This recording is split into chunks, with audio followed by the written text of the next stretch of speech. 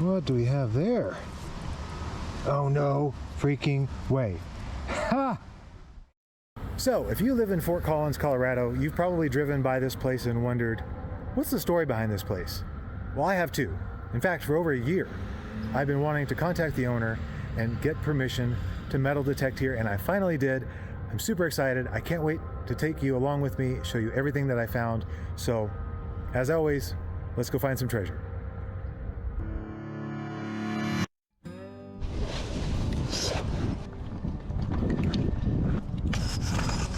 All right, first target in.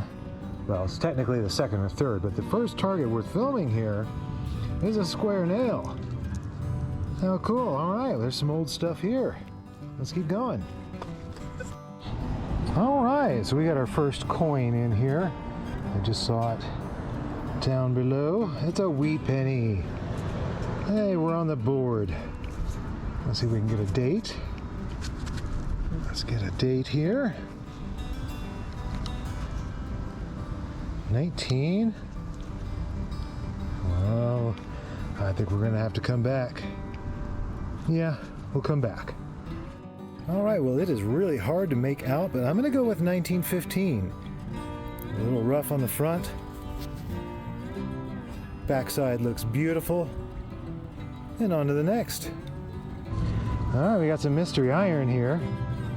I see something. It's got a picture. Circular, right? It's hard to say what that is. Whatever it is, it's embedded. I guess, oh, okay.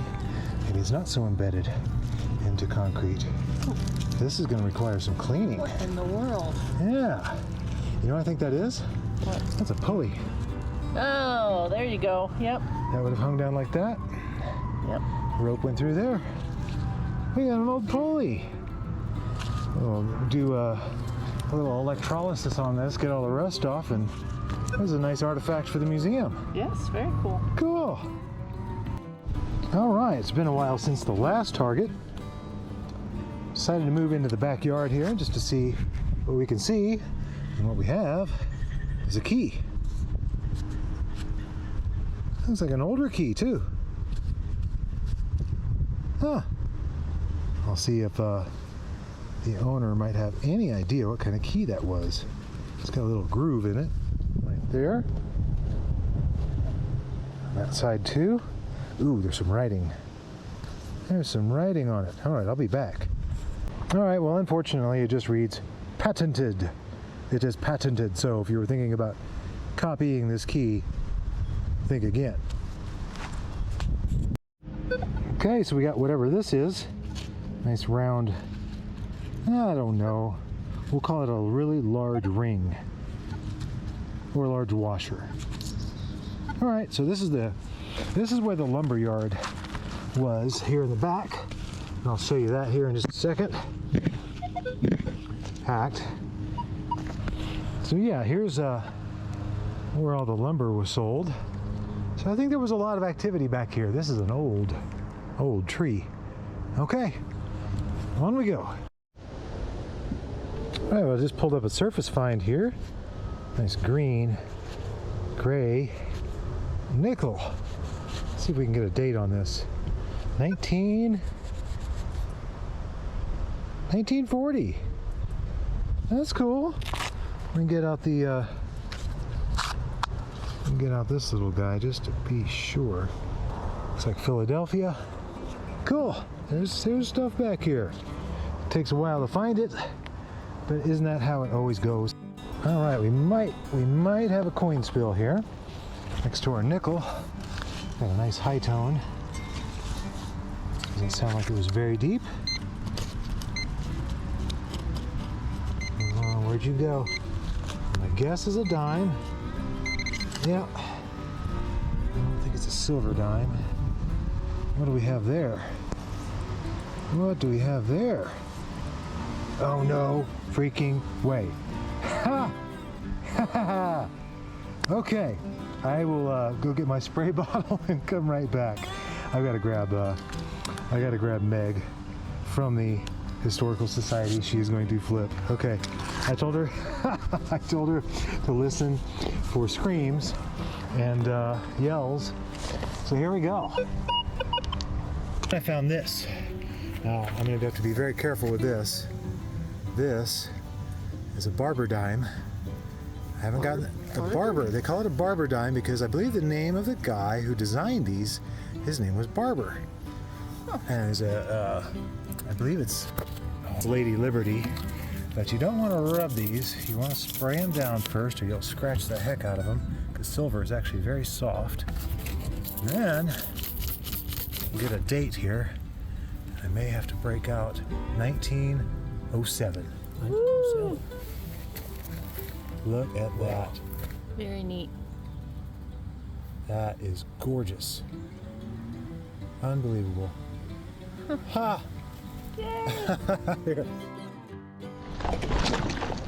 All right, well that barber dime just made my day, if I didn't mention that already.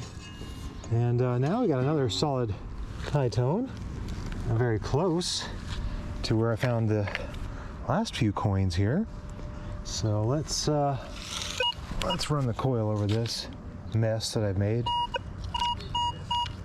And it sounds dirty now. No, it's another coin.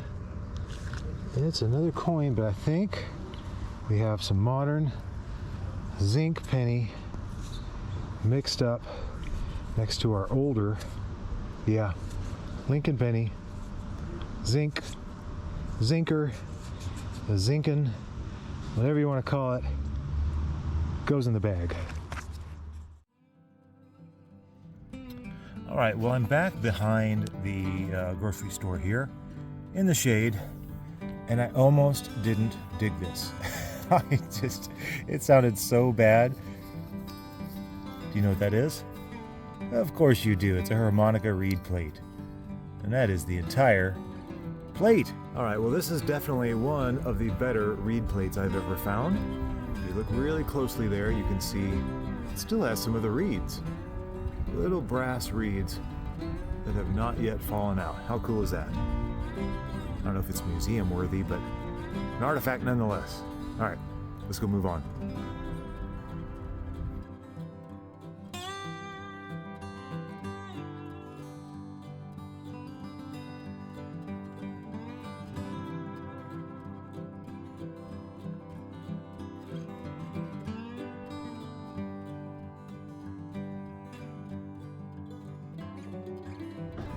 All right, I don't know if you can see that right there. Of course you can.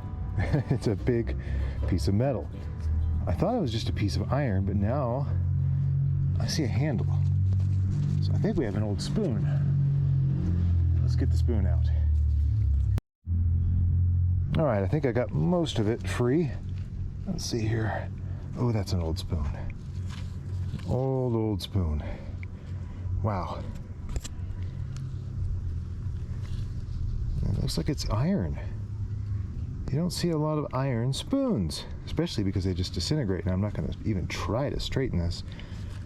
That's some thin, cheap, stamped piece of cutlery. I think I'm going to have to set this aside in a very special place for the wrap-up. Too cool. All right, so I found an interesting little, appears to be a tag. I haven't even looked at it yet. Let's see. Now we're out towards the lumber yard, where the lumber yard used to be, so I'm guessing this is probably a tag for some lumber. But let's clean this up, see if we can read what that says. I see 42. That's a good sign. 42. All right, be right back. All right, well, I've done about all the cleaning I can do on short notice, and unfortunately it's not completely legible. I see something and company, and we have the number 42, and then at the bottom I do believe that reads Fort Collins, which makes sense. That's where we are. Nothing on the back, but I'll do some research and let you know what I find and throw it up on the screen.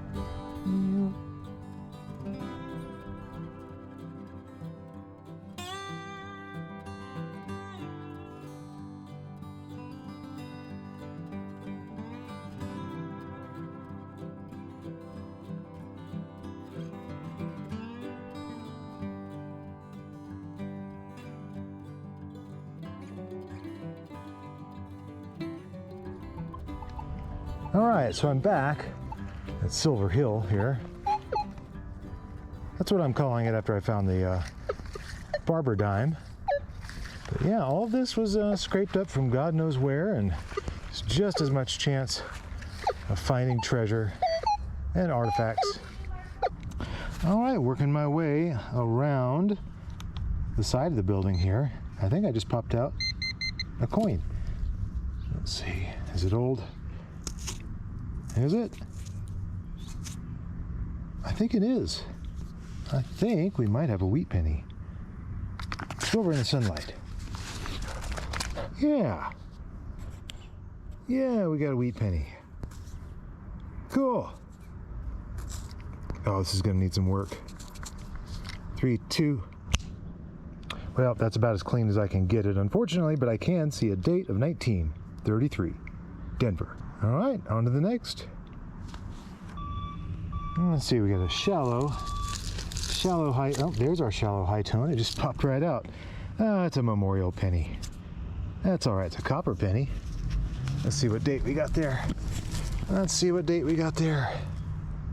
73. All right, excellent year. And on we go. I feel like I should know what this is. I've seen this. This looks so familiar. My first thought is a tiny tuning fork. That's what I thought. Yep. Or maybe one of those. I thought it was some kind of wrench thing. Yeah, one of those little wrench thingies. I'm finding a lot of industrial stuff along here. Lots of gaskets and just pieces of junk. Day 3. All right, so it is day 3. It's taken 3 days for a multitude of reasons, but mostly because it's a big property and yeah. Anyway, I'm back here in the back by the barn and just want to finish up this last little stretch here. Let's see what else we can find. If you look from an angle, you can see sugars there. Oh, wow, yeah. So right there, it's hard to read. Yeah, at some point we got to figure out a way to make it more legible. And maybe just dump it in. No kidding. Look at that Yeah. old newspaper down there. Some newspaper just to keep it clean. I mean, How old do you think that is? 1942. there you go. So Right that's before they one- closed. Yeah, 1 year before they closed. How about a dress for $7? Scrap. And more scrap. Looks like a grommet. Dog grommet. All right. Okay, out of this hole, I have pulled out a lot of iron, just junk. And then I pulled, what do we have here? This looks interesting. This doesn't look like the iron junk that I've been pulling out at all. This looks actually really interesting. I nicked it a little bit there. So I don't see any writing. And of course a car alarm had to go off. I think this might have been a compact of some sort. Let's open this up. Oh, wow. No way. I think we have a cigarette holder. That is cool. You can tell my excitement here.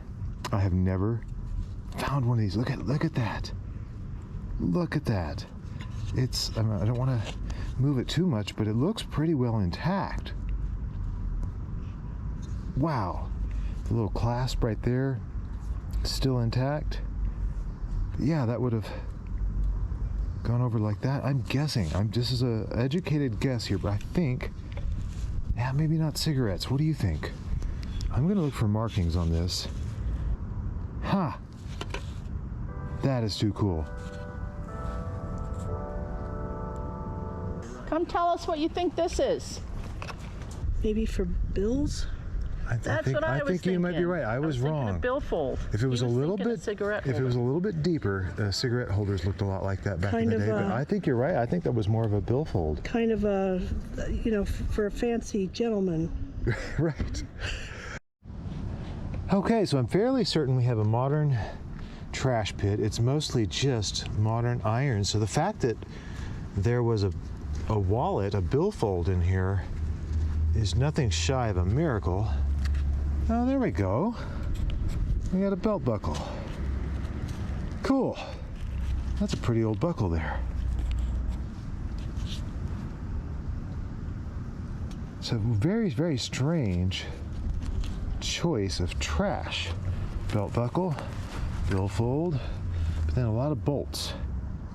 I'm gonna keep digging a little bit and see what else we can find, but if I put the pinpointer down here, I mean, it's just going crazy because of all the iron.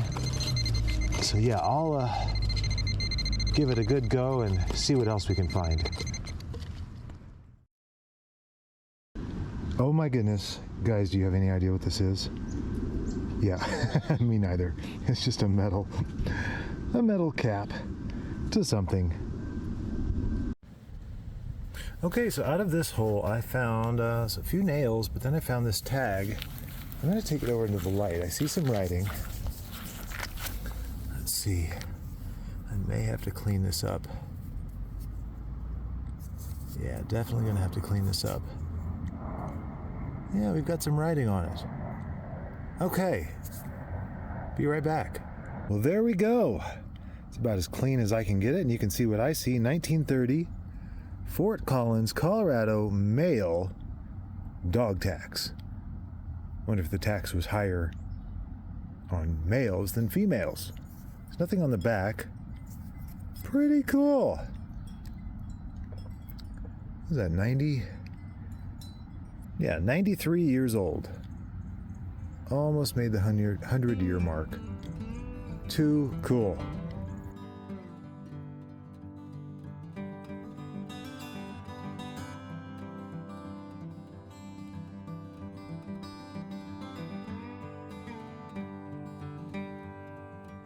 All right, folks, well, this is the wrap-up. We've got a lot of trash. This was from day 1 and day 2.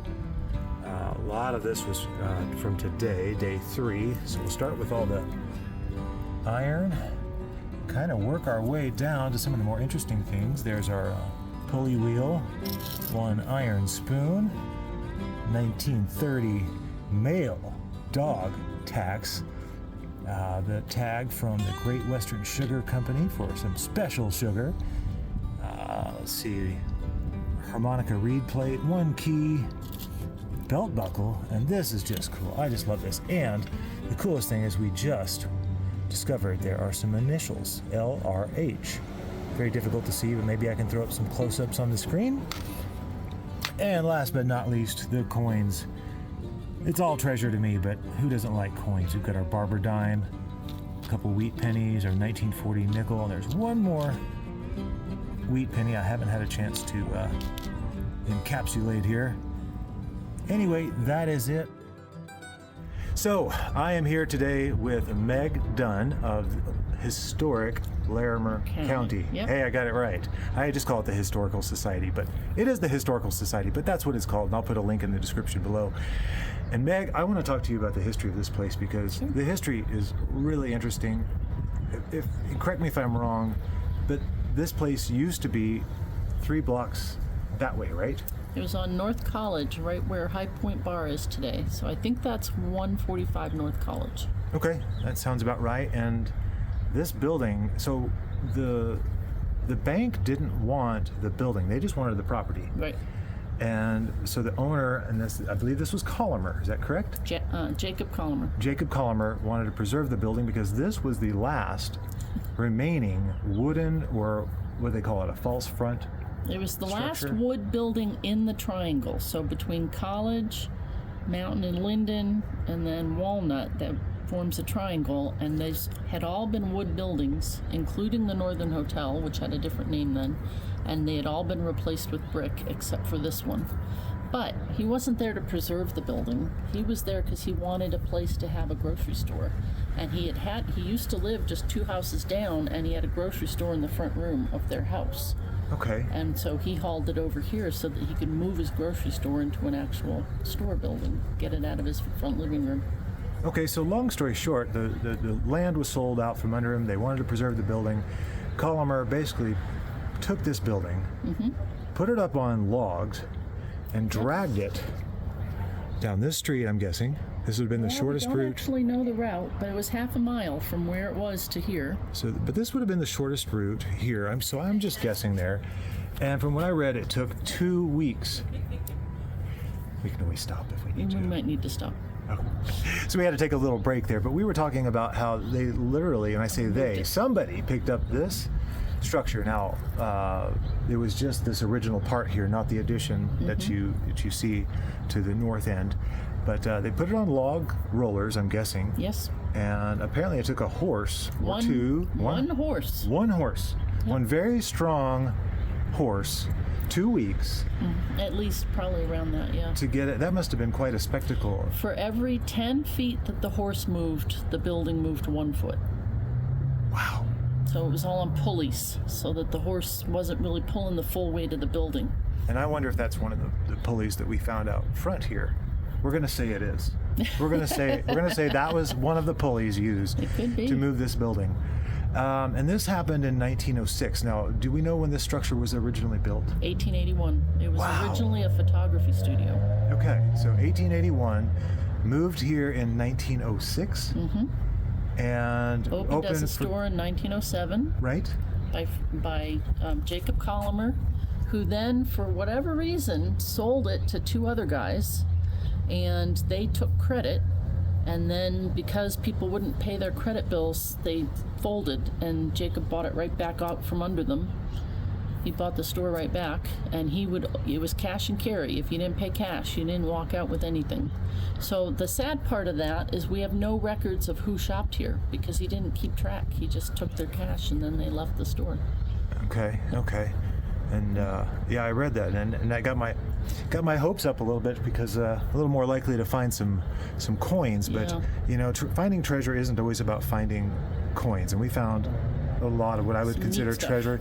Hopefully, some of this will be museum worthy. For the folks watching at home, if they want to learn more about Historic Larimer County, can you tell us the website?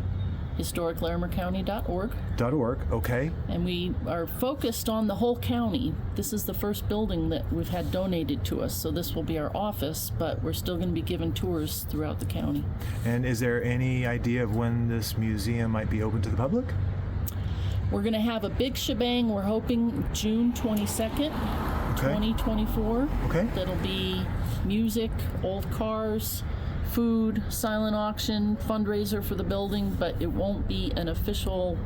People can come in all the time, probably for a couple of years yet. We've got a lot of work ahead of us. Okay, so there will be a big shebang. We're going to look forward to the shebang in 2024, but for right now, it's just been an honor to get permission. As I mentioned previously, I have driven past this place. I walked past this place for over a year and just said, I've got to talk to the owner, and I did. It took a little extra phone calls to make this happen, but and just to wrap up the history here, this was a grocery store at its current location, so from 1907 until 1943. Yes. And then it operated off and on throughout the 60s, the 90s, the 80s, no? It was completely shut up until 1989, when it opened as an antique store for 3 years, and then it got shut back down again. Okay. Excellent. Well, thank you for clearing up. Anything else you want to add that you think people might want to know about the history of this place that I forgot to ask about? Well, just that we used to have corner stores like this that you could walk to all the time. You didn't have to have a car to run and get milk or eggs or whatever you needed. And so the fact that this is still here is just amazing, that we can kind of get a sense with the houses around us of what it would have been like to live here and just run down the street and grab what you need. Yeah. Well, this has been a lot of fun. I can't thank you and the rest of the, what are we going to call it? The board. The board, thank you. Yeah, the board for allowing me to come dig holes in this historic property. As a reminder, all of the things that we found today are going to stay. Even the soda cans. Those are going to stay with the museum. Now, whether they'll go on display or not, if we can just get one of these things on display, I'm a happy man. So, thanks again for your time, and take care. You too. Thank you. Absolutely.